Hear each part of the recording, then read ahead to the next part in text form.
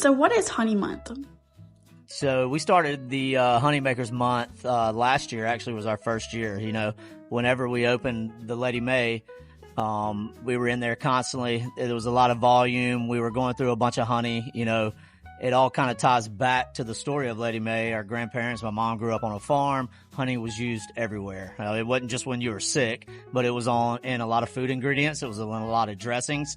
So we brought that into the Lady May concept, made a lot of our honey balsamics, things like that. So we were going through a large amount of honey. We were getting it from our food suppliers. We were having trouble getting it from our food suppliers. So then we had to start outsourcing it from other places. And, you know, it was coming in 5-gallon buckets. And, you know, just at some point we realized, like, well, some of this isn't really local honey, you know, it's more imported honey. And that kind of drew our interest in, you know, we're going through so much volume with honey.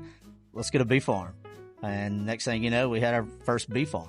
When the decision was like we had to make a change, I think it was the first time that I know I'm pretty sure Will, like, tried true local honey. I mean, I grew up on the honey bears, you know, from the grocery store, thinking that was honey. But finding some local guys that make honey and trying local honey for the first time, man, it was night and day compared to what we grew up with the honey bear. So, like, the idea was in our heads. I went home and I was actually watching, it was a Netflix show called Rotten, and the episode was Lawyers, Guns, and Honey. And I was like texting Will the whole time. It was like exposes the world of honey and how we imported tons from China and it had fillers and corn syrup in it. And most of the honey that we all grew up on was kind of tainted honey. It wasn't true honey.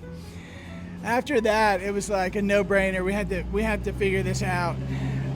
I found some local beekeepers in Hattiesburg, took a class, and literally like 30 days later, I was like, Will, I'm buying 10 hives.